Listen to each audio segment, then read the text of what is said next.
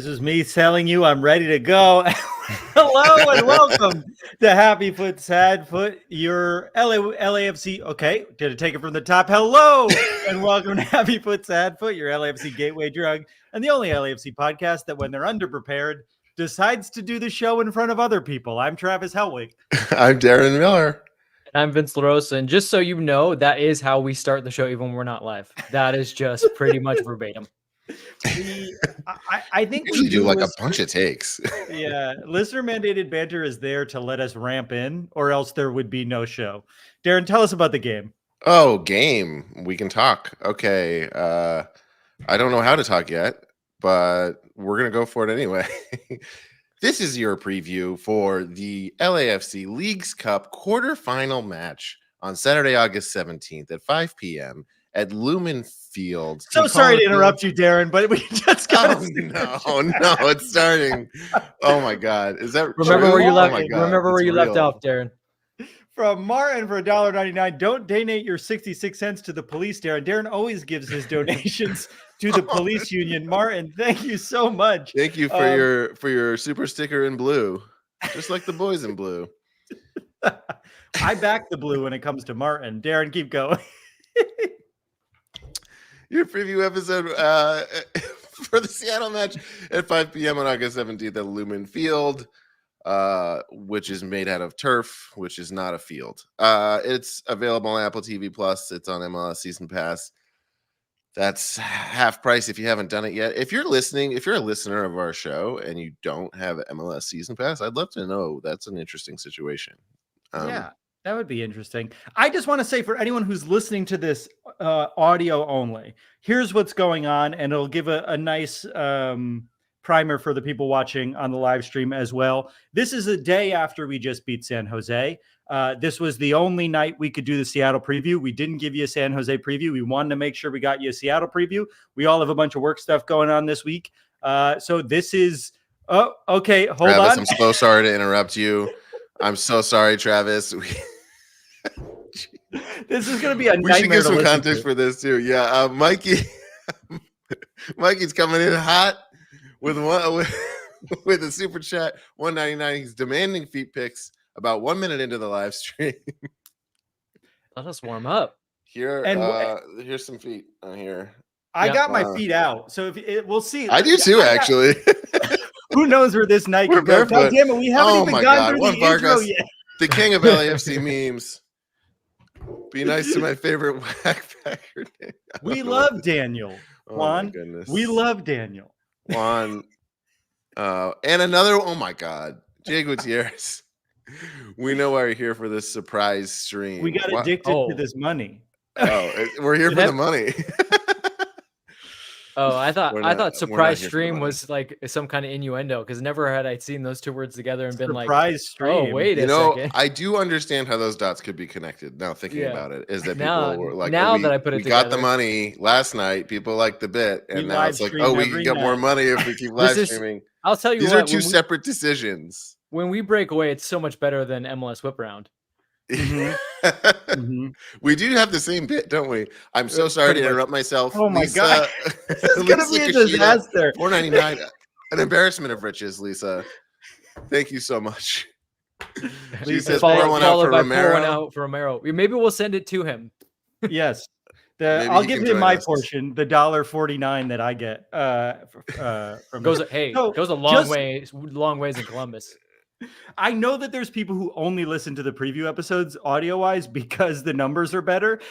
So I just want to say to you people, I want to apologize for what this is about to be. We wanted to give everyone a preview. It's going to be a very loose conversation about the storylines for the match. And then we're going to take some comments, talk about the team, talk about the Leagues Cup, anything people want to talk about. We'll talk about, and then we'll make some bets at the end of the show. We'll do our first live bet it and forget it. Maybe the chat will make a bet as well. So keep thinking about what you want your bet to be. But for now, I guess we're already into it. It's time for listener tipped banter. It will only be banter if you give us some of those sweet tokens. That's how you mandate it. Yeah, if you've got a topic you want us to talk about, you can super chat it. And I mean, that would actually help us, because we scrape the barrel here. This is the really number tough of times we have to cut what we talk about in listener mandated banter. That's true. You guys, listener mandated banter is like a tenth of Disaster. actual listener mandated banter. The uncensored listener mandated banter is a disaster. Thank God not a single person has guessed what we were actually talking about in any of those segments. It's not possible to guess. No, it's not. Anything you guys think, go deeper and weirder. And you still probably won't be there. And if you didn't catch the live stream last night, the super chat thing, do we explain that? People started throwing us super chats, which is very fun. It's a YouTube thing. If you guys are on YouTube.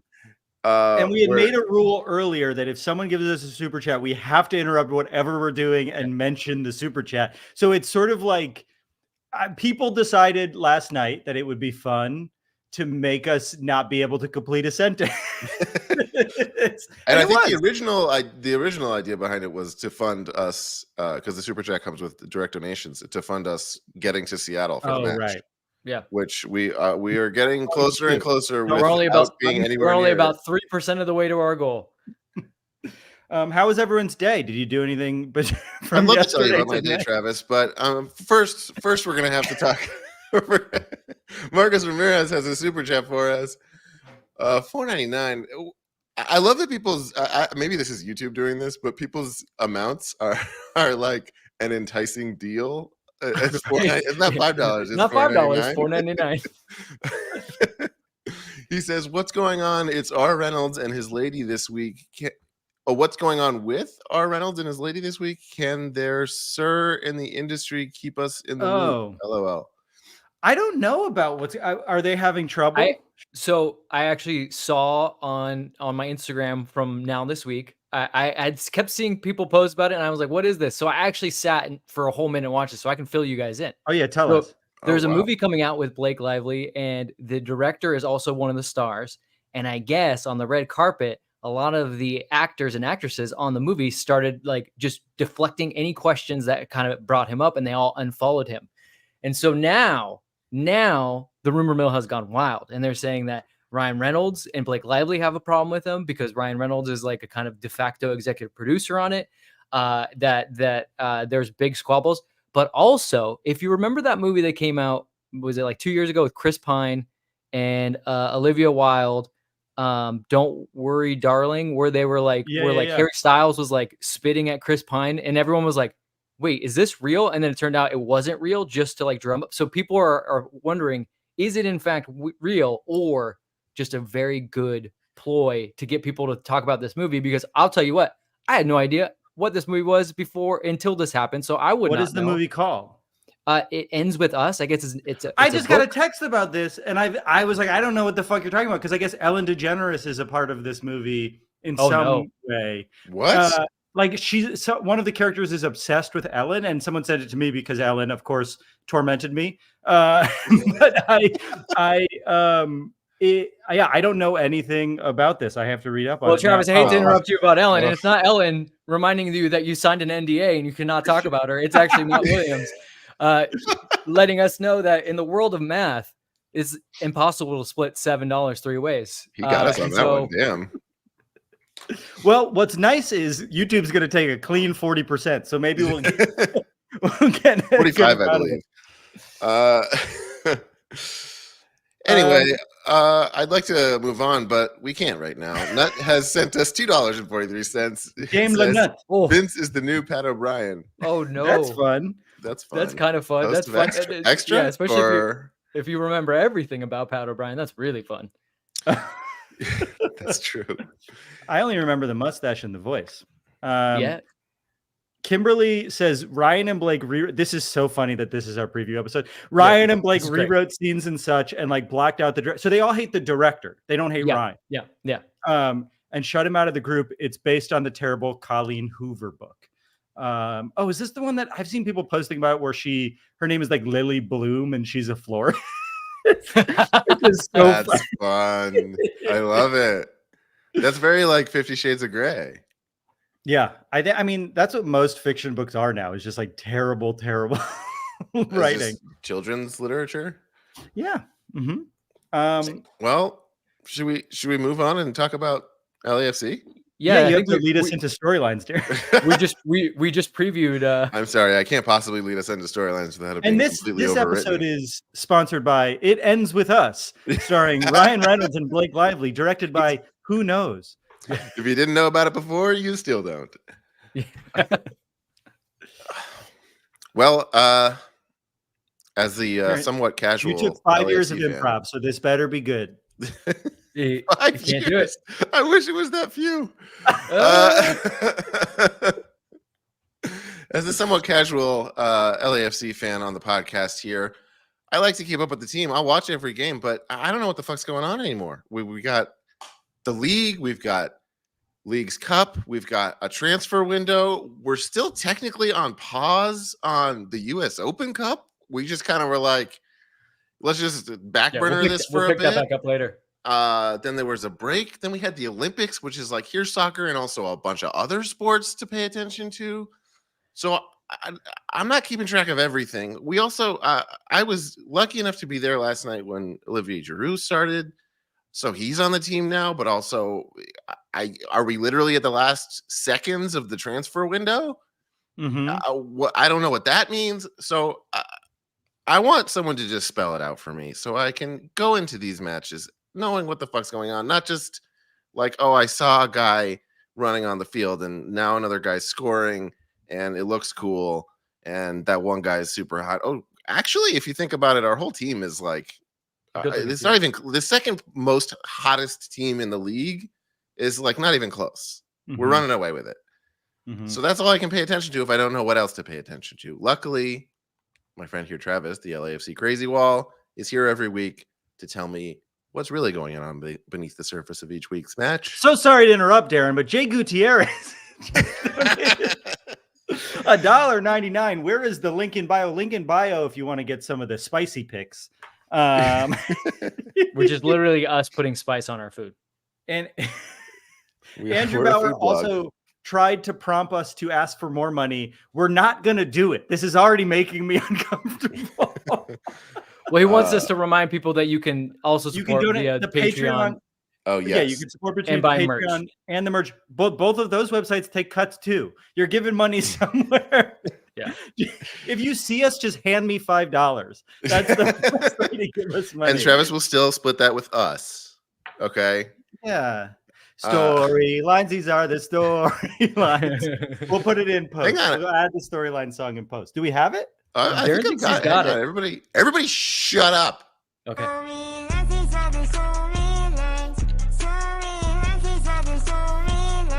It's weird because it's... How is it playing? Oh, there's an echo. Yeah, it's like not in my headphones. It was like playing from my computer. That was odd. That's funny. Darren, don't ever do that again. Okay. Sorry. Darren, Vince, Dince, I come to you without a script for storylines for the very first time. And it is an incredible day because within the next, I believe, 8 minutes, we will be signing Antoine Griezmann for sure. we have 8 minutes and then he's going to be here. I'm pretty sure. Look, here's how it's going to work. I wrote out what I think are the major questions, and then we're just going to have a conversation because as we said, we didn't have a ton of time to do this. We're live streaming. We wanted to have some fun.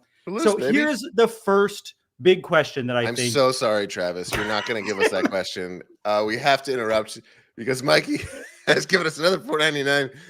He says, why did the front office have to mention GAM when doing goodbye post for Romero? I paid my Patreon year in cash. That's true. He is the one. He's the one friend of the foot who did find us live and pay a year in cash and would not let me refuse it.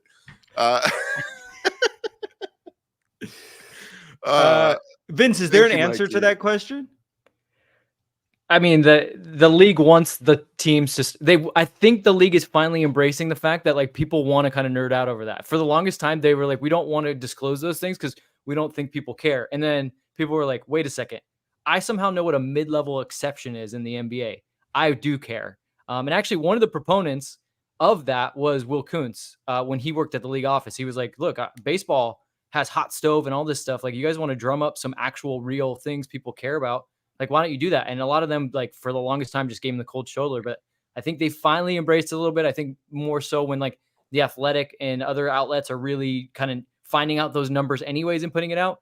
MLS. They love something when somebody else starts doing it and they go, "Oh wait, we own that. Why don't a women's league, you might say, or a second division, you might say." I don't know. Our friend the lawyer, Andrew Vishnowski, had a very good point in that. He said if MLS really wanted a women's league, then why do only 4 to 5 teams currently have any kind of stake in a women's team? So that's a pretty good point. Yeah. Well, let's go to Seattle again quickly, because people are rightly pointing out we're pretty late in the show already. Yeah. Guys, we cut the show down a good amount. This is normal.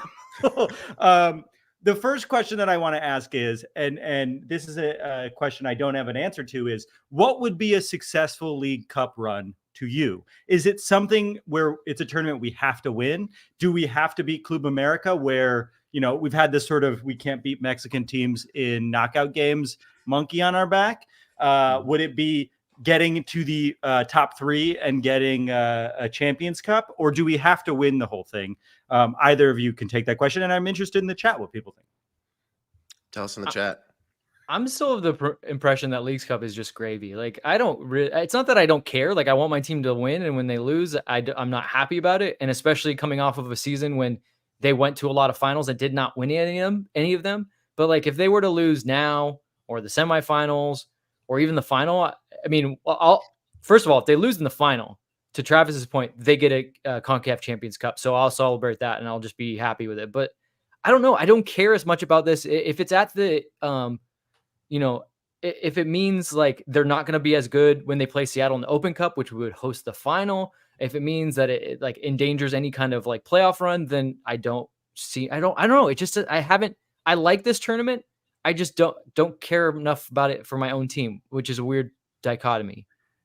It's interesting. I feel like I enjoyed this tournament a lot more last year, and I wonder. We were talking a little bit on the text chain, and this is better than we did last year, right? Or is this right around when we got knocked out? I don't remember. So we might have made it to quarterfinal. We made it to quarterfinals because we entered in the round of 32 because we had a bye, and then we beat Juarez. No, who did we beat? Juarez. Juarez. We dominated, and then we lost to Monterrey in the round. Or no, so there's quarterfinals now. We made it one round further. I do think that we were talking about it in the text today. There's a couple of things that would make this tournament work a lot better. One, we're saturated with soccer this summer with the Olympics and the tournament that I went to in Europe, the Euros, the Copa America. Tell us about that. Europe? Yeah, I'll save it. How long were you down in USA for, by the way, before you have to go back home to Europe? Oh, I'm on a sabbatical out here, so I'm I'm out here roaming. What visa are you? What visa are you on right now? H1B, the bird flu. The H1N1. Whatever the bird flu is, that's what I'm on. Yeah. Okay. But yeah, I've watched a lot less of this tournament, and it's because I think I've watched so much fucking soccer this summer, and we haven't had a break with this team, right? We played through to December. We had a month and a half of a break, and then we were back. It just feels like everyone's a little bit tired, sleepy end of summer. But I don't know, for you, Darren, what would you describe as a successful Leagues Cup run? I want to look back on the season and have some hardware in tow. So if it doesn't happen at all, then I'm going to retroactively say Leagues Cup was a bust. But I will be happy, at least in the moment, if we get a berth in CONCACAF Champions Cup. I can talk, or win Leagues Cup, or just come out of it in particularly good form, so that it feels like our experience in the Leagues Cup put us in a place on the road to Supporters Shield and or MLS Cup. It put us in a better place than we were when we started Leagues Cup. I think that's fair. I think the thing that I keep going back to is we didn't make it to Champions Cup this year. It's the first time in a long time we didn't get that. it feels like that should be a goal. And this seems like the simplest way to accomplish that right now, right? So if we can get to the top 3, that's a success. That said, if we get a little bit more rest, it's not going to be the end of the world. This is really deep and everything, but I really got to stop you there because Efren Benitez, he's got to head out. So he needs to hear me talk about his $10 that he sent us. Oh my God. He can't wait for the live stream on Saturday, which to remind everyone, we will be back and more chances for you to do things like this to allow me to interrupt Travis. The game is at 5 p.m. up there in Seattle. We will be back 10 minutes after the final whistle, or if there's penalties after the final penalty, whatever comes first. If you want a 30-minute solo video of me with the sound on, please tip 40,000 tokens. No, it just feels like that's the obvious thing, right? Like, obviously we want to win, but there's only one really good team left on our side of the bracket. If we lose to, well, that's not true, actually. I feel like we'll get into it, but Seattle, why don't we go on to the next question then, which is Seattle as good as we thought a few weeks ago? Seattle has been on a run outside of the game that they played against us where we beat them. Let me pull it up, but they've won like a bunch of games in a row. They've done pretty well during this tournament. So they played us right before Leagues Cup. It was our last game and we won 3-0. But before that, they had won 1, 2, 3, 4, 5, 6 games, then a tie, then another win before you find their first loss. Their last loss in MLS was June 8th. They did lose to Necaxa, which, that's a good team, but Necaxa then got their ass kicked by San Jose. But they beat Pumas 4-0 last match. I think Seattle is much better than we thought at the beginning of the season, even though we just beat them. But Vince, tell us what we need to know about Seattle for this game. Are they good or are they bad? That's my question. Has anything changed? Not really. It is really hard to tell, to Travis's point, because like they were reeling off wins and undefeated until we went up to Seattle and basically punched them in the nose and won a game where, I don't think that they were very good in that game, but we definitely weren't our sharpest. We just scored the goals that mattered and we won the game. So then they go into Leagues Cup. They do lose to Necaxa, but they pantsed the Galaxy. They dominated the Galaxy. The Pumas game is interesting. Now, because, and you take this whatever way you want, because I guess it depends on if you think Seattle is in fact good, or if you're still thinking that LAFC could really do something to them. They did not play very well to start the game, and Pumas actually scored a goal that was just offside. And then from there, every single goal that they scored was the direct result of a dead ball situation. They had 2 penalties that actually came out of free kicks, where they were just smart enough to get into the box and win penalties. They scored a goal off of a throw-in, and then they had one where they had a really nicely worked set piece. So Seattle, in a lot of ways, did what we did to Seattle when we were up there. Like they got a little lucky with Pumas being offside, and then otherwise Pumas had a lot of the ball, but just took a lot of long shots. And if you remember that Seattle game, it was like Seattle would love to line up 18-yard shots, and Hugo Lloris was like, until the final minutes. Remember, he had a pretty good save in the final minutes of that game. He was pretty comfy. So you can either take from that Seattle still is figuring it out, and they're not quite as good. And they, even though they reeled some games off, it's just because they have, they should have the talent to win some games. They shouldn't have been as bad as they were. But are they good to great? Possibly not. And so I think that this means a lot. But again, it's the third time we're playing them, and then we're going to turn around and play them 11 days later. I think there's a downside. We're going to be playing them on turf up there, and it might rain, according to Luke last night. But the upside, I think, is that turnout has been so low for Leagues Cup that they won't have that much of a home field advantage compared to normally. Like, I feel like there's a real chance that it won't be that big. Maybe they care now that it's the quarterfinals, but we are. I wonder if it's not going to be as hostile of an environment as Seattle normally is, based on what attendance has looked like thus far. Darren, have you ever been to Seattle? I have been to Seattle, yes. I went with my family when I was younger, when I was a young lad, as real football fans say. You see where they toss the fish? Did you catch a fish? We went there. I didn't catch any fish. I was a child. Yeah. It was about the size of the fish. Couldn't see over the counter. Yeah. We also took a little, like a float plane over to one of those little tiny islands. Over the Puget Sound, huh? Sure, if that's what it's called. Is that why they're called the Sounders? Okay, I get it. Oh, yeah. The Sound. Yep. You're putting it all together. And it was a really cool spot. There were like deer everywhere and stuff. I don't know. Hung out with Nirvana. It was cool. Buried the lead. Yeah, Nirvana. That's their natural habitat. Those little islands off the coast. You go camping, you might get a good look at Kurt out there. Yeah, he's still out there. Sorry, did you not? That's heaven. That's where heaven is. Darren went to stop in and saw him asleep on the floor and decided to not disturb him. Yeah, yes. But he did see Courtney Love creeping out of the room. Dave Grohl comes by for visits every night to serenade him. It's very nice. Vince, remind us what players on Seattle we have to be worried about and how we match up against them when we play. So Jordan Morris and Albert Rusnak are finally kind of found their form a little bit, and that's what's really helped their team. And then obviously in the middle of the field, João Paulo is an incredible player. He's a guy that you have to get off of his game. Usually you can do that by kind of getting him to play in space because he does not want you to get by him one way or the other. So he'll foul you. And that can sometimes be to his detriment because he can pick up yellow cards. But I would say those three are, and they're right down the middle of the team. That's the spine of the team. Stefan Frey did not play in the last game. I would be interested to see if he does, because they did get a clean sheet. So I would think that they would reward that goalkeeper with another game. But if Stefan Frey plays, he is obviously known for a howler or two against LAFC, but generally speaking is one of the best goalkeepers actually of all time in MLS. Well, now that Olivier Giroud is here, I don't know if that's true. Yeah, two great French goalkeepers. Take that. Quickly, before I get to the last question, I do want to look at the bracket right now because I had said there's not anyone good left, but that's not actually true. I feel like there's 4 really good teams left, right? Mm-hmm. So we have America versus Colorado.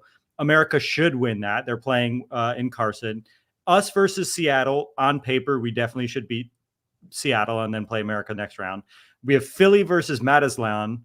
How do you say it? Mazatlan. I was right the first time. Is that the one with the calendar museum? They're the one with the logo that looks like it was made for an SB Nation blog. The circle purple it actually logo. If you don't know what I'm talking about, Google their logo right now. It's just the circle that someone made for a sports blog. But Philly should beat them, right? They're not considered that big of a team. No, they upset Cruz Azul. They were up 2-0. Cruz Azul came back, but then they won in penalties. So you could tell by the way they celebrated. It was a big deal for them to beat Cruz Azul in that last round. Philly is kind of like slowly turning things around now. Philly is, as everyone says, is the Seattle of the East.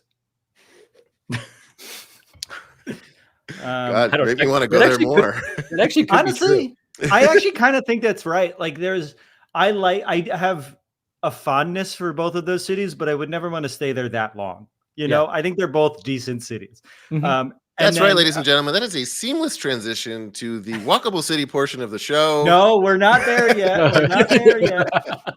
And then finally, Columbus versus NYCFC. I mean, NYCFC is good, but I think Columbus maybe is the favorite to win MLS Cup right now. They just look unbeatable right now. So that's if that's the Final Four, that would be an incredible semifinal. And one of those teams won't get a Champions Cup berth, which I think that team would definitely be disappointed in. But no, that means no matter what, if those two teams win, we'd have to play a team we played in the MLS Cup if we got to the finals, which would and we'd have to go there probably, right? Unless or is Philly above us? Philly and Columbus are both above us. So no matter what, we'd have to either travel to Columbus or Philly. Oof, that would suck. I would hate Which, that. like, honestly, at that point, then that's when I'm back on the, like, does it matter? Like, do I care that much? But I ain't going back to Columbus ever again for the rest of my life. I don't care. They say Columbus is the Philly of the Midwest. No, I don't agree with that. Yeah, you're stretching it. You're really stretching it now. Minneapolis maybe is the Philly of the. I like Minneapolis. Yeah. And that brings Pittsburgh. us. I think Pittsburgh is the Philly of the Pittsburgh's Midwest. not the Midwest. It's not is Midwest, is it? No, we're getting too much. No, we can't do it. We can't avoid it. This is the second time you tried to cram Pittsburgh into the Midwest, and I do not like it. It's true. Yeah, that's fair. Our final question is something that was brought up in the post-game show, not the post-game show. While we do the post-game show, Steve Cherundolo talks to journalists. I don't know what that's called. Press conference. Press conference, right? That's right. It's a place where actual journalists go. Yeah, but we're busy talking about showing and our others feet and getting tips. But he basically brought up that Giroud wants to start, and they're building him back up to fitness. He's basically saying he's not there yet in a game sense. Giroud is saying, I wish I could play a little bit more. And that brings us to the question, just how much will we see of Giroud on the turf up in Seattle? It feels like they're going to creep it up slowly, but surely until he gets more minutes. This is a question for either of you. Any guesses on where Giroud subs in this game? Steve also said that this was going to be the plan no matter what the score was. We were going to bring him in regardless of the score at that minute. I think they have a strong plan, and they don't really care one way or the other because they know how much he's a value to the team. I honestly think it's going to be about the same. I don't foresee him like 45 minutes. I really don't see him starting. The turf thing, I'm not sure if it matters as much because the players' will does matter in that. Like, look, Giorgio didn't play on turf. Gareth didn't play on turf because, one, the team didn't really want them to, but more so they didn't want to. Like, Giorgio had some leg injuries late in his career that he didn't want to have flare up again. Gareth, as we all come to learn after the season, was dealing with a back issue the entire time he was on LAFC's team, so he definitely did not want to play on turf. Yeah, you could definitely tell. Giroud might be, for him, it might not be a problem. Like some players, he said he's cool with it. Yeah, and so in that regard, I think that means that I do think we see him, but I just don't think that they're going to be like, let's just start him. I still feel like the plan is the plan, and they'll build him up slowly, and the turf being what it is, it kind of gives them plausible deniability in their like if I'm Steve right now, I'm like, look, if he doesn't come in until 60 minutes, I've got a lot of outs here. Darren, sorry, go ahead. No, I was just saying we got him around a little bit before the 70th minute last game. When do you think we'll get him? I think it'll be maybe a halftime sub, so it feels more calculated. I had more part of the game plan, but I don't know. I'm contradicting myself right away and saying that I like the idea that he can put everyone but him out there and then just wait until he doesn't like what he sees and throw him in. Yeah, I saw some comments after the game that Giroud seems annoyed by some of the passes to him during this game. And I wonder if that's going to be a thread of him being like, I don't know if you noticed this, what do you mean? But people were saying, during the game, a cross and a pass both seemed to annoy him that they were not where he wanted it. Is that something anyone's worried about, or do you think that's not true, Vince? I don't. I didn't. I was watching him pretty closely. I didn't see that. Like anytime you think a ball should be in an area where like you can probably score a goal, you get a little bit like, oh, I wish it's like it's a momentary thing. Mm-hmm. I think there's a lot worse expressions that I've seen from players where like if you remember the death stare that Carlos Vela gave Bouanga for like the rest of the game against Miami. Like, I thought that team was going to fall apart after that happened. That's one of the worst moments in my LAFC memory is Carlos fucking like, I thought Bouanga was just going to melt at that point. Like he's like, I guess I'm going back. I'm going back to France. I don't think we were there. Like I said, you're like, oh, that could have been a moment. And it would have been nice to score my debut goal in front of the 32-52. But I didn't see anything that made me think that it was a long-term thing where he was like, uh-oh, maybe I made a mistake. He's also tall. I know we knew it, but seeing it in person is wild to see. He's like Kai Kamara's height. Yeah, he's a big boy. Kyle says, side note, saw Hugo walk out to warm up, stomp his boot into the pitch at BMO, and then shake his head in disgust. Well, it'll get a few days off, I guess. Well, those are the storylines for this week's match against Seattle. When we come back, we're going to ask the chat some questions. Do you want to go to school? Do you want to go to college? Is that what the ad that normally? I don't get those ads. Those the ads you get? I get that, and then I'll get like some of the ads are like really like not for our audience too. There's like dating app ads and stuff, and we know everyone in our fan base fucking fucks. They don't need that stuff. They don't need I wonder if there's some sort of personalization. I don't need it either. I want those two thoughts. I want the ads that are like the made for TV stuff, like the ShamWows and OxyCleans. I want those ads. That's what our people want. Like, do those stores still exist? The as seen on TV stores that used to be in malls? I don't think malls exist. No, I think it's all TikTok shop now. That's what that is. I refuse to buy anything on the TikTok shop. I'll find if I want something, I will then Google it and buy it on Amazon. Yeah, the non-Temu version. Just put California minus lottery, Temu. Well, what's next? What are we doing?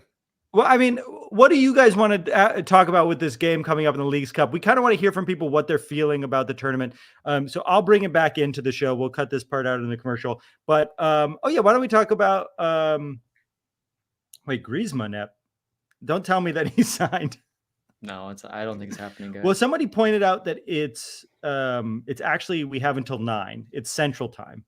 Yeah, it's 2 hours. So 9:59 on the West Coast. The window. Okay, so we still have 2 hours to. Yeah, and we're definitely going to get him. And that's the team's window, right? So the team has to have the documents in. It could be announced the next day, but it just doesn't feel like.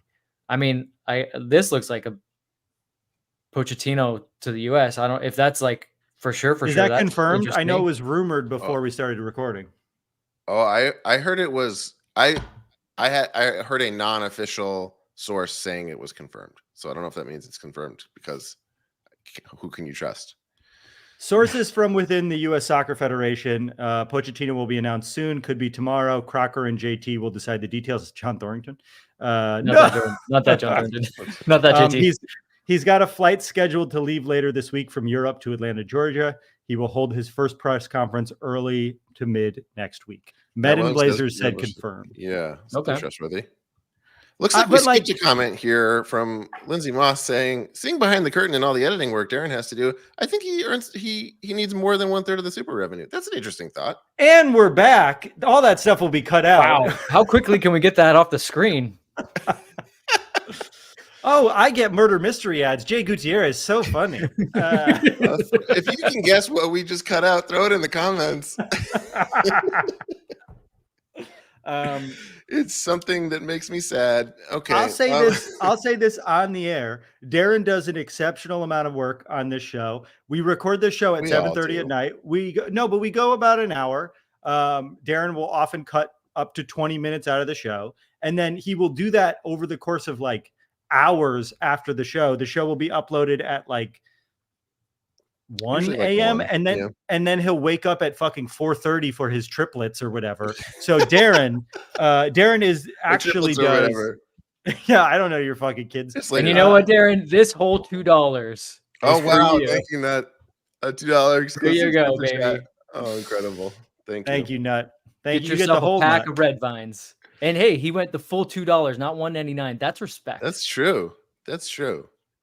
Matt Williams brings up that Pochettino to the U.S. does mean we get to keep Steve Cherundolo. It does have ramifications for LAFC. That is a relief for sure.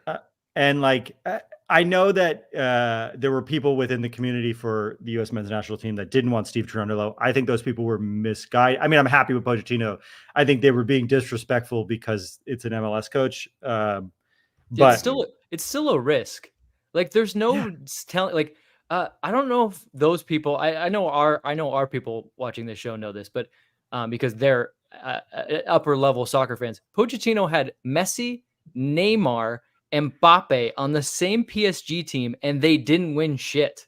So if you have any levels in the U.S. now, if you have any players that correlate to those guys in the U.S. national team, not even close. John Brooks.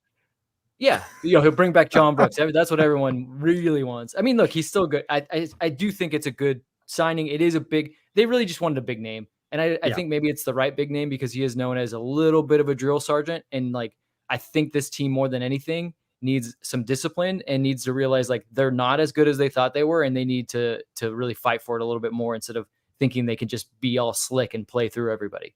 Yeah, I really like him as a coach. I do think that Chelsea didn't end well either. I'm very thankful that he's the coach. I think he'll be a good coach, but it's not like a slam dunk that some people are treating it as just because he's a name from Europe. He's struggled in the past as well. Vincent Valentin just gave us $1.49. That's for all of us, not just you, Darren. Thank you so much, Vincent. Thank you. Also, great avatar. You look like you're having so much fun with a beautiful mountain in the background. Wow. That's true. Vincent, You're a good-looking guy. Kimberly Keepers has a question that I have an answer to. Has anyone heard an update on Tillman? Someone asked Dolo about this last night. I watched the video. He said Tillman is coming along well. He's tracking along better than expected. I don't know if he'll be available for Seattle. I'm hoping maybe for the game after that. So there's a world in which we get Tillman back for the set. He also didn't hold out or leave out the possibility that Tillman could be back for Seattle, but he seemed to think it would be more reasonable to imagine him back for the game following that. I would say, knowing Steve, I don't think we'll see Tillman, but he did say that Tillman's ahead of schedule. He's doing better than they anticipated. Especially with the injury. It was clearly a hamstring injury. He was wearing a sleeve on his hamstring going into that RSL game where he injured it. So it was probably aggravated a little bit. But I do think it's interesting. I think, and we pointed this out in the past couple of post games, they're playing this system. One, because I do think they legitimately do want to see what they can do with 3 center backs and how they can change some things against certain teams. But realistically, it's because there's no Tillman. O'Brien's still dealing with visa issues. There's not enough high-level starting caliber central midfielders in Steve's eyes. No offense to Eric Duenas, but he just doesn't have enough to play the 4-3-3. So that's why you're seeing a 2. And I don't think, although LAFC has played admirably and Murillo has been very good in this kind of new role, I don't think it gets the best out of Elie or Atuesta. So I think ultimately 4-3-3 is the way they'll want to play. Quickly, I want to also respond to. I want to say one thing about Dolo before we move on to the next question. Andrew Bauer said, I didn't want Dolo to go. I want to keep him longer and give him more time to grow his game before taking that job. But now that they aren't taking him, I want to say, hey, what the fuck? He's not good enough for you, you morons? Yes, that's exactly right. That's how we should feel right now, which is we love Steve Cherundolo. We don't want to give him up yet, but they're dumb that they didn't want him. And I think that that's a good way to feel about a coach that you have. He's a national team legend. Like for those people to talk about Steve, and like, yes, his resume is not, but if anyone knows about the national team, he's probably still the best right back in national team history. Yes, Serginho Dest is probably more talented than Steve was, and I guarantee you Steve would admit that, but like he hasn't done anything yet. Steve has been, Steve was a stalwart in that team for a long time. And I like him. I don't want him to go. Generally like he's a sweetie pie. He seems like a sweetie pie. You never know who could be next. I mean, he could be good for the team, but not good for us. We like guys that are kind of cool. Yeah. And I look, Bob Bradley, great guy. Didn't seem like a sweetie pie. Steve Cherundolo, sweetie pie. You can tell. Next question is from Marcos Ramirez. I didn't see us losing Romero. I honestly thought Ordaz would ask for a move. Minutes are about to be limited. The Romero thing, let's talk about it. I think when Hassal came in, we were very clear, and I think, Vince, you banged this drum harder than any of us. That doesn't seem good for Romero because Hassal has way more reps in this league than Romero. And remind us what you said about that when the signing of Hassal happened. I mean, he was a starting caliber goalkeeper. And actually filled in very admirably for Maxime Crepeau back in the day with the Whitecaps, and really came to prominence in the MLS's back tournament where he was very good. Had a couple clean sheets, but then he had a major injury, which is what he's kind of coming back from. That kind of really set his game back. But to your point, Travis, is like when that guy with that much MLS appearances comes in, and you're Romero or even David Ochoa, and you don't have that kind of background. You have to be worried because there's no reason why you bring in a guy like that unless you're starting to look around and think, oh no, these guys that we have might not be the solution. Hassal also came in at a time where it was clear they were looking for a new backup while Hugo was struggling early in the season too. Like he was signed early enough that it's like, oh, they started looking early. And that meant that they didn't have confidence in Romero to take over for Hugo. Darren, the Ordaz portion of that question, do you think Ordaz would demand a move? Does that seem like something he would do? I think Ordaz and Duenas are in interesting spots, right? Because if I was them, I'd try to set up opportunities before I start making demands that could end me out and end up putting me out on the curb. Is that what I wanted to say? Yes. Yes. Yeah. So it's like you got to gain some leverage. I don't know what his options are outside of LAFC, not to be like grim about it, but it's just like what they're kind of they're role players, and there's a world where they're just like content in that role. Plenty of people are and can be and should be. It's not a bad spot to be in. I don't know, like if there's a next step for them, they could just not be there yet, you know? Yeah, it's interesting. Like I said last night, I saw that moment between Giroud and Dueñas where it's clear that Giroud was like imparting wisdom on Dueñas.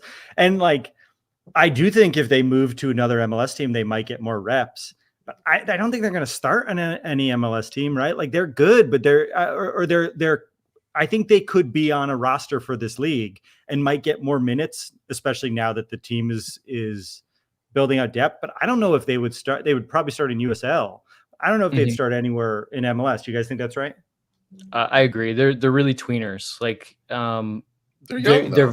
they're young, but and look, they're valued at LAFC because they're homegrowns, and because of that, they don't hit the cap at the same level that a 26-year-old that just came out of nowhere does.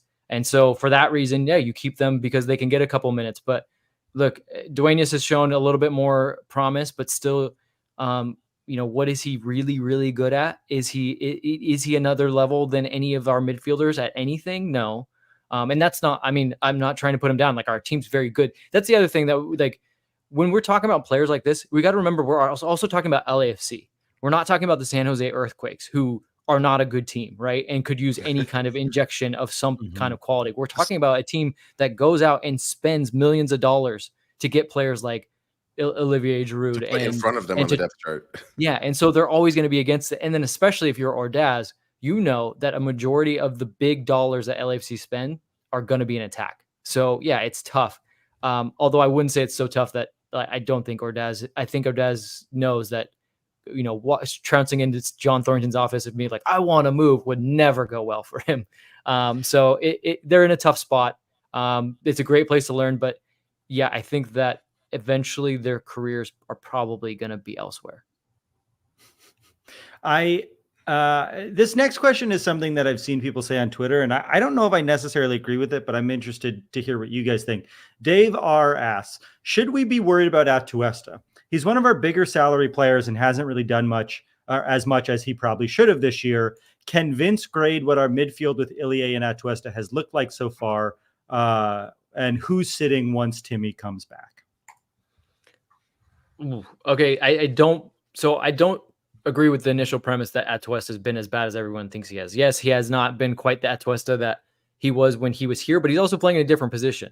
Don't forget that like the Atuesta that was here got to play in a deep position, a position he really likes, and was basically fortified by the running of Mark Anthony Kaye and Latif Blessing. Like Atuesta is not a defensive player. He's a guy that defends with the ball. And so he had two guys that could really go out and do the running for him. Now, Steve has put him in a position where he says, look, you're good on the ball. I don't like you as a 6. I want a 6 that's more like Ilie, who reacts to the game better and breaks up plays. So I'm going to push you farther forward. And when they play with 3, he's good because you have Timothy on one side and the teams can't just key in on Atuesta, right? Like he can find the spaces a little bit more. In this 2, I would grade it as like a C. They've won games, but like they haven't always, like that Austin game was bad. That was tough to watch. Like he barely touched the ball. The midfield was just kind of chasing around. This last game, they actually did, sustain a lot of attacks, and that was through the midfield. And I think Atuesta was much better at finding ways to get on the ball in the 2, but the 2 doesn't really fit his game. So when Timmy comes back, I think that will immediately, like I said, revert back to the 3. I don't think the 2 is the long-term plan. And then from there, you fight for minutes. I think they're all going to get time, but Atuesta brings something that no one else on this team does in terms of his passing abilities. And, I think Tillman is close, but Tillman's not quite the passer. Like he's more of a dribbler, more of a late run guy. Bogusz, definitely not a passer in that kind of way. So I wouldn't discount the things that Atuesta can do. Can he get better? Yes. But also remember, he is coming off of his own long-term injury. So maybe we see him grow more into the season. And if that means in the playoffs, he's even better version of himself, that's great. But also it could be not until next season that we see the full Atuesta at his capabilities after coming off a long-term ACL injury. There's also with a new front line, there's also like a recalibration for what the chemistry between the midfield and the front line looks like, and that could be like, who knows who's going to end up fitting in with whatever works there best.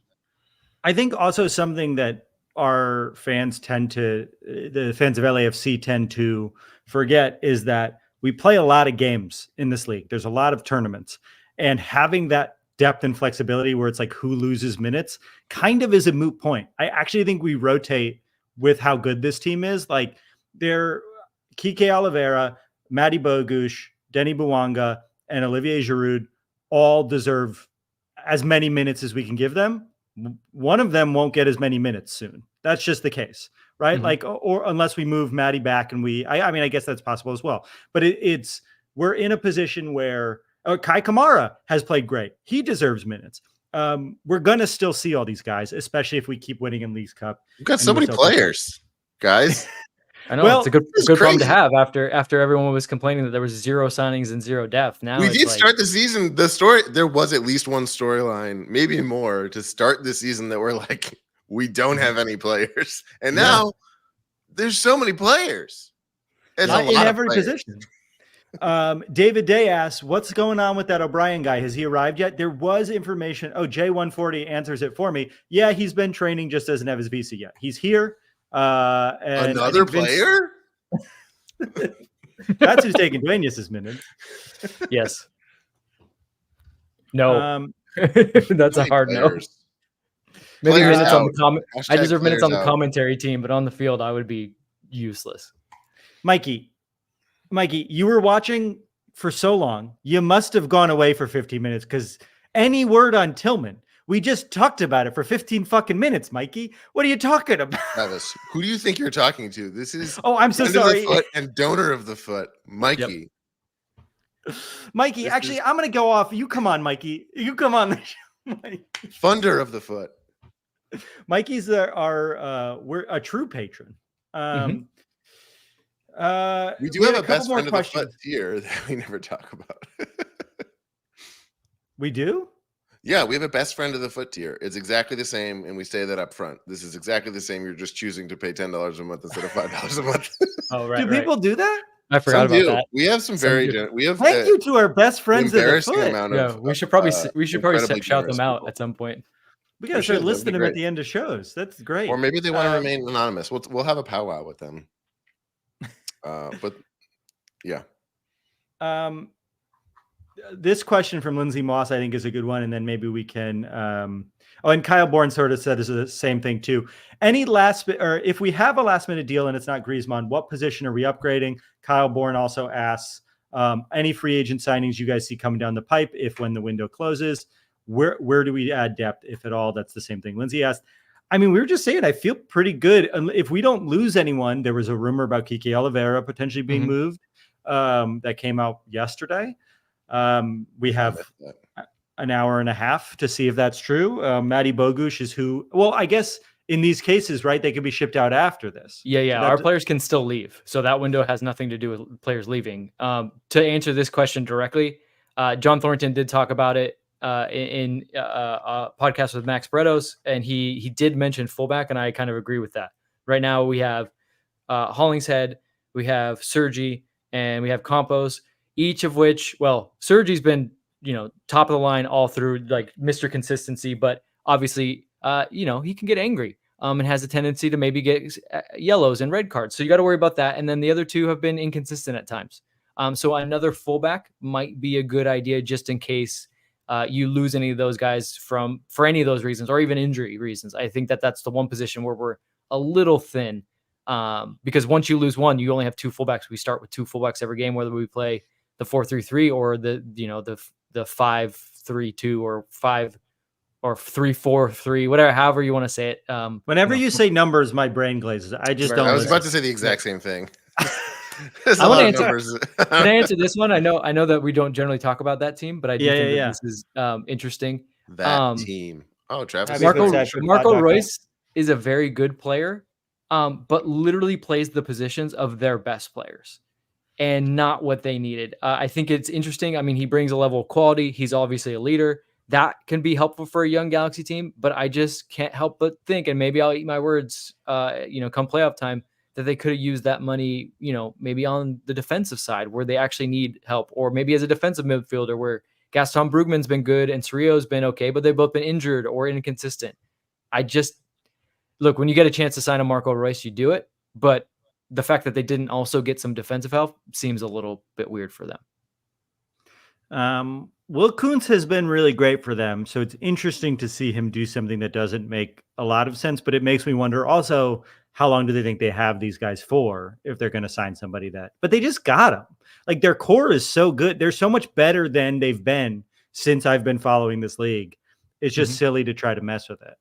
That said, it's crazy that people are trying to say that he's of Giroud's caliber. I understand he's more in his prime, but Giroud is not really. He's very injury prone. No, he's younger, but he's been very injury prone for the last several seasons. He has really bad ankle issues, and they've just plagued him. That's one of the reasons why he's kind of called it a day in Europe. So I don't agree with that at all. And obviously his trophy case doesn't look anywhere close to what Griezmann's looks like, or Giroud, or both Giroud and Griezmann, to be honest. The chat, you got to let us know when the announcement is made that we're signing Antoine Griezmann. Because I assume it's coming any moment now. It's coming any moment.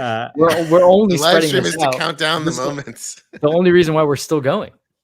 I mean, it would be cool to be live while it's announced, but it would also make someone who listened to the first 45 minutes of this very angry. Yeah. If they were like listening in their car and they're not talking about the big thing they recorded last night. Funny. I'll edit it. I'll put it in the front. We'll see what happens. Yeah. You can move things around when you edit. Those are our conversational topics for this week's match.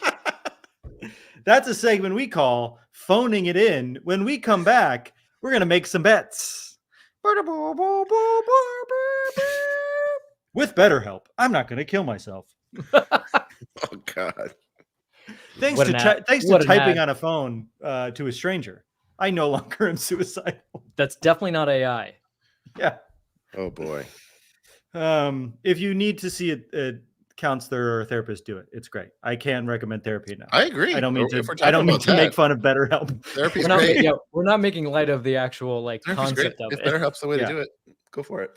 If that's the way that it works for you, we at Happy Foot Sad Foot support it. Happy Foot Sad Foot, we're doing work on your self foot. Turn that sad foot into a happy foot. Hey, folks, don't kill yourselves. If you're addicted to drugs, get help. For those listening, this would be a moment where we would all stop and Travis would go, maybe we should cut that out. But we can't. We're not doing it this time. I'm holding myself back from what we would normally do. We are holding back so much. You have no idea. Yeah. The other behind the curtain is it would also be a lot worse. It could be so much worse. Andres, thanks for saying this is therapy, but it's not. If you need therapy, go to it. We don't know fucking anything. Yeah, please get both.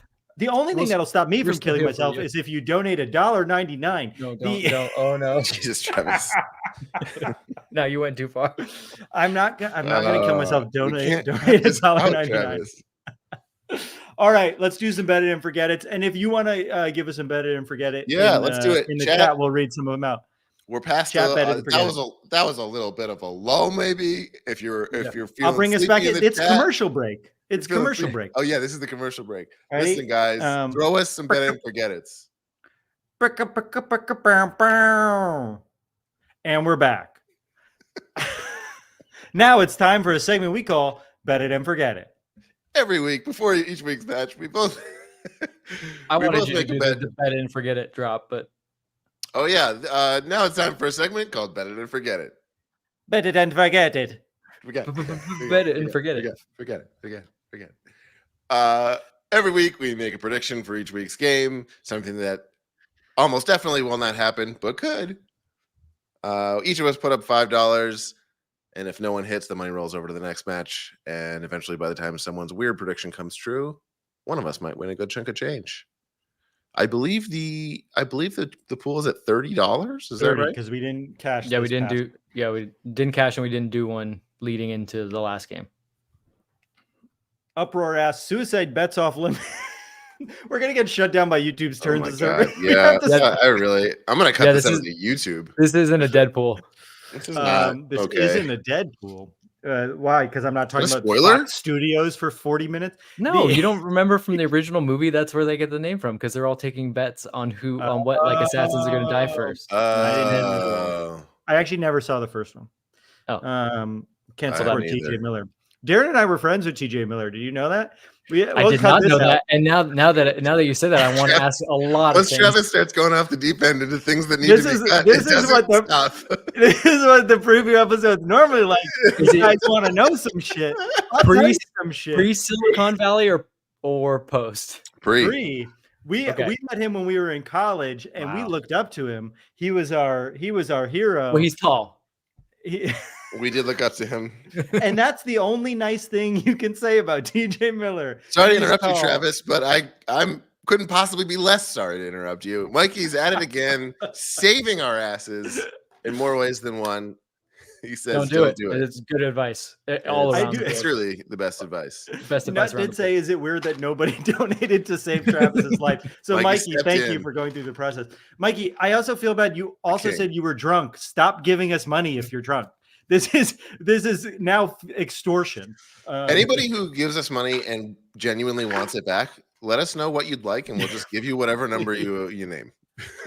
We're not keeping track of it. So you could say you donated money. We've earned none of it. Let's get back on track.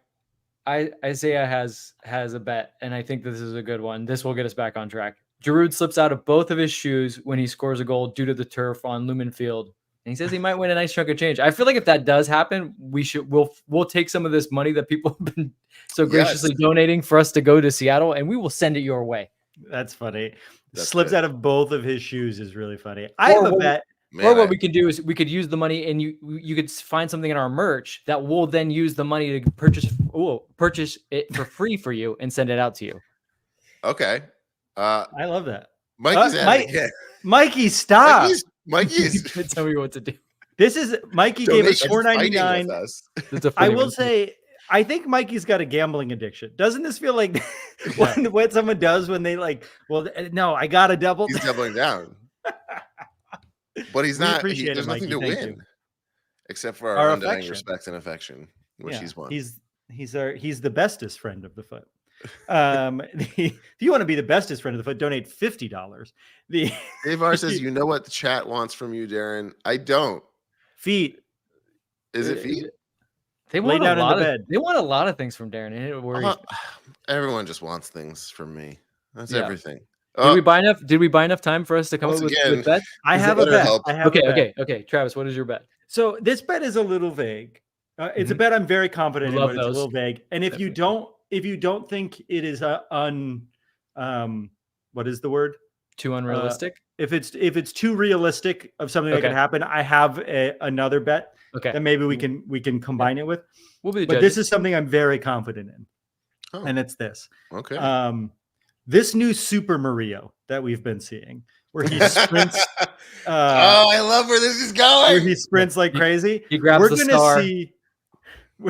Exactly. It looks like he grabbed the star for Mario and can barrel through things. We're going to see a goal from Mario where he has run over 3/4 of the length of the field when he kicks the ball. Okay, so he will have sprinted from the back line, and it's not a situation where he sprints and like hovers. It feels like one fluid motion towards the front. And so I think this is possible. But it's also like a lot has to happen, and it would be very cool if it did. So I'm with you on this one. And I'll say both of you have to agree that it feels like that, and we'll hold it to stringent standards. We won't be loosey goosey like the Sartini news. We were too kind for me on. We'll be rigid about it. Okay. Sartini. Vanny Sartini. My bet is going to be. I'm going to go back to the beginning of the season, where the man, the myth, the legend, Denny Bouanga, wasn't scoring, but he sure loved himself some posts. And I'm going to bet that he will hit all 3 posts in this game, left, right, and the crossbar. And so it doesn't matter how many. So he could hit the left one 4 times. Doesn't matter. He's got to hit all 3. Yeah, he got to get all 3 at some point. Okay. Yeah, I feel that. And and this just has to hit it too. Like if he hits, I would love it if he hit like the underside of the crossbar and it went in. But I just need ball off some part of his body into the bar, or, into a post, and then whatever happens. All right. I love that bet. I mean, I don't want it to happen, but I love that bet. Oh, we've got a forced in here. Matt Lane is putting money down on the table. A super sticker, not a super sticker, a super chat. What's the difference between super sticker and super chat? I'm so glad you asked, Travis. A super sticker is a sticker that you can put on the YouTube thing. You can put little stickers. Oh, but we can't see it on our end, but they can see it. We can see it if you go to YouTube. We're not on YouTube. We're in the behind the scenes area. But yeah, other people can. Thank you for your sticker. Well, I corrected myself. I made a mistake. It was a super chat. He says his bet is Maria will do something on the ball that has a name. For example, the Cruyff. What does that mean? I don't know if I understand. The Cruyff turn is when let's say you have the ball like on your right foot and you go to like fake a shot and then you pull it back behind your standing leg. That's a Cruyff turn. It's very famous. It's a right joystick. He'll do a right joystick move. Yeah, some kind of move. Yeah, some kind of skill move from the right joystick is basically that has a name. But it has a name. This is fantastic bet, man. Right up there with one of the best bets that have been placed on Bet It and Forget It, and it's not one of us. I love Super Mario. I'm having fun with him. I hope he's fine on turf. Super Mario bitch sounds so cool too because it sounds like Super Mario, but Super Mario. Yeah, we got to make. We'll ask Grok to make it, the Elon AI that we have access to because we are some Twitter kind of blue now. 8-bit Mario in the colors of this when you get the star power. Done. That's fun. Done. Let's do it. Love it. And it has to come out very soon because it's only been the last 2 games. Because just like the star, it does wear off very quickly. Yeah, it's temporary. Okay. My bet? Yes. I'm broadening my normal bet. My bet is the French Connection. Mm-hmm. We will have 2 goals scored where the goal and assist are French. Speak French, let's say. Speak French. Okay. That's a lot of combinations. Speak French. Yes. That's a lot of combinations because that means Bouanga to Giroud or Giroud to Bouanga. I don't know if that's outlandish. Most of all, this is just a disguised way for Darren to get his Lloris to Giroud. Is this too likely? Is this too likely? I'm saying it's going to happen twice. No, he's saying twice. Okay. Twice. Okay. Cool. French Connection LA, FCLA. FCLA, baby. We tried to make those shirts. They didn't really. That's what you call not a named move, but a named bet. Chanot also counts as well. So Chanot, anyone who speaks French. That's true. Wait, okay. It's French speaking because Chanot is not.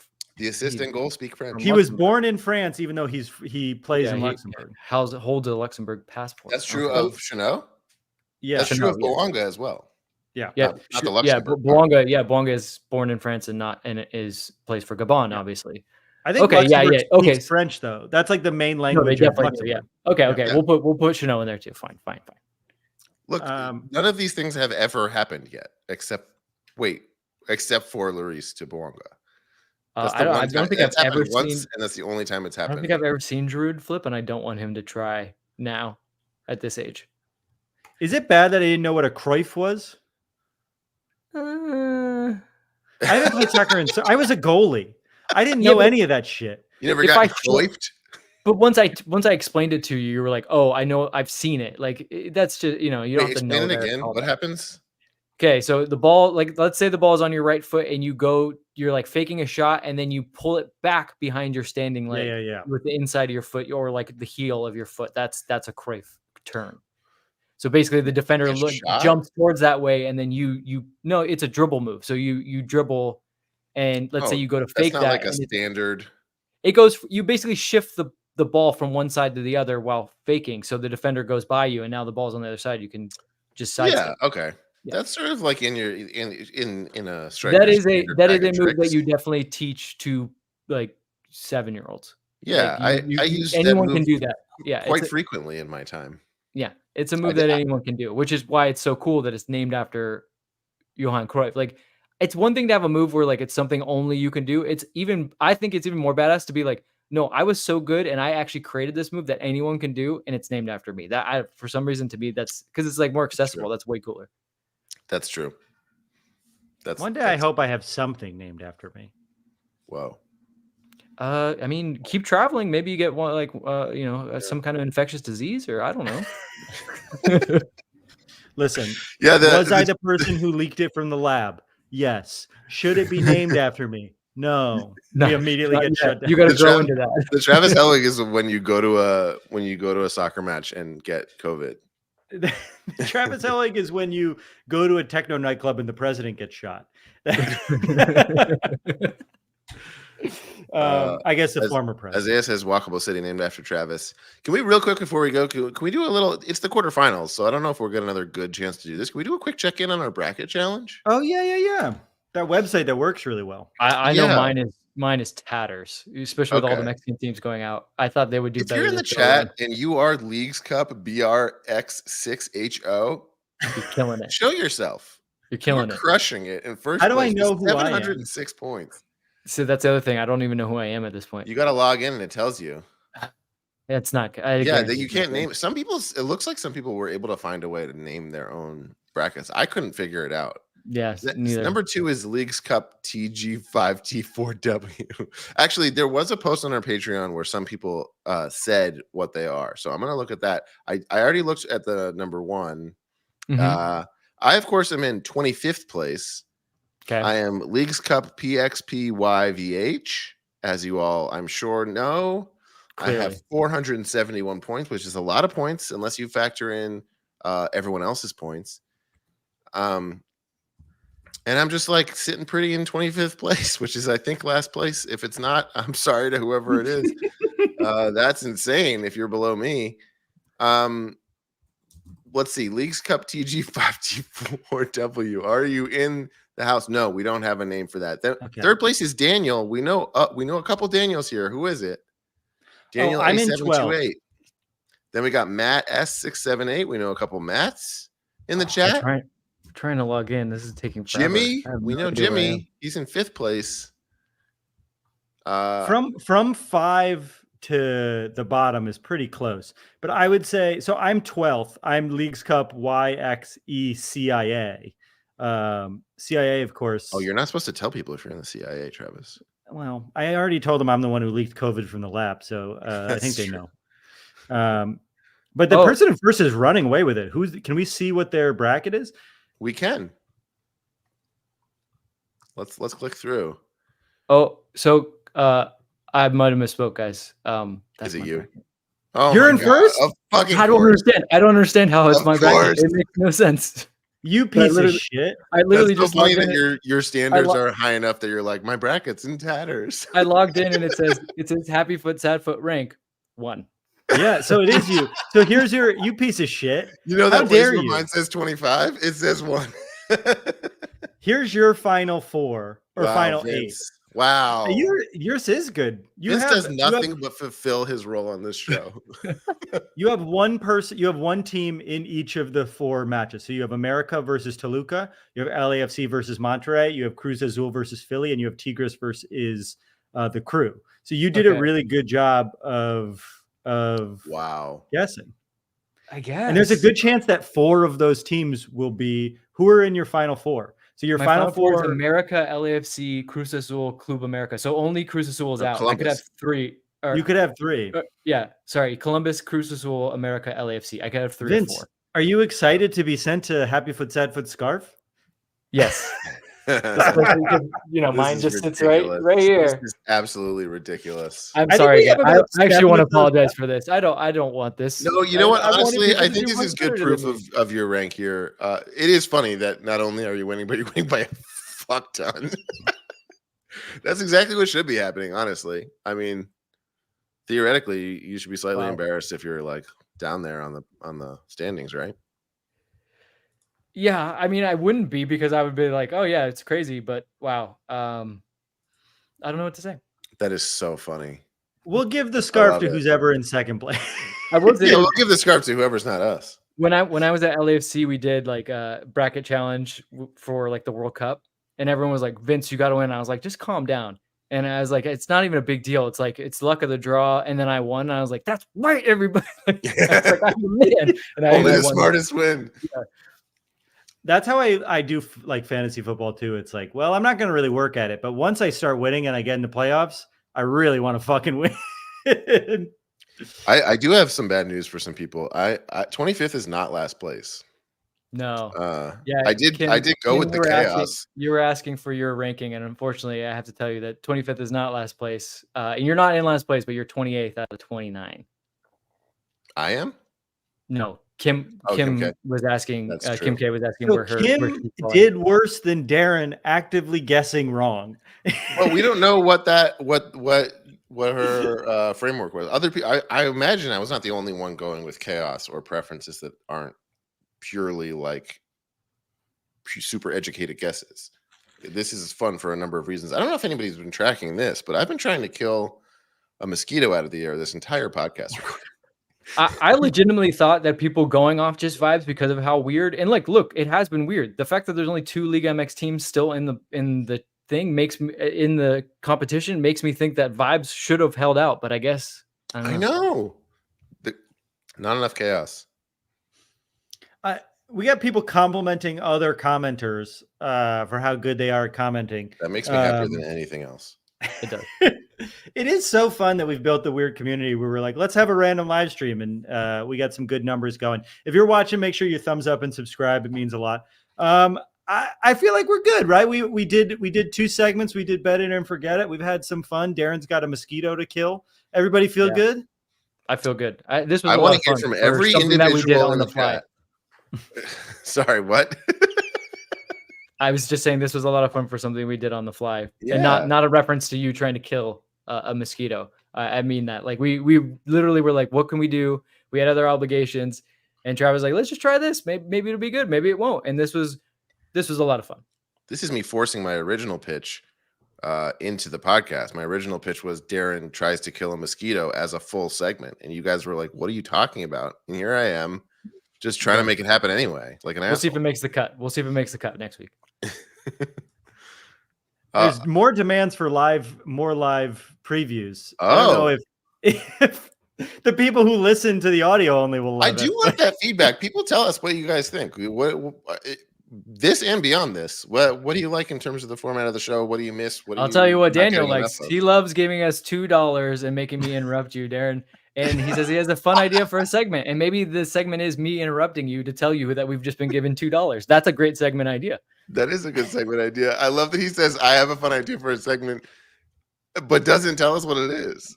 Maybe I'm telling you, maybe it was me interrupting you to say that we just got $2. Oh, that's true. I do think something this has that the audio only or like the pre-recorded previews don't have is people giving us 66 cents as a joke. That's true. That is an upside of doing this, is that we get 66 cents as a joke pretty frequently while we do. I do like the immediate. And to Andreas's point, we do want to possibly do one live and in person. If we do, please do not throw 66 cents and quarters at us while we're on stage. That would not be fun. Yeah.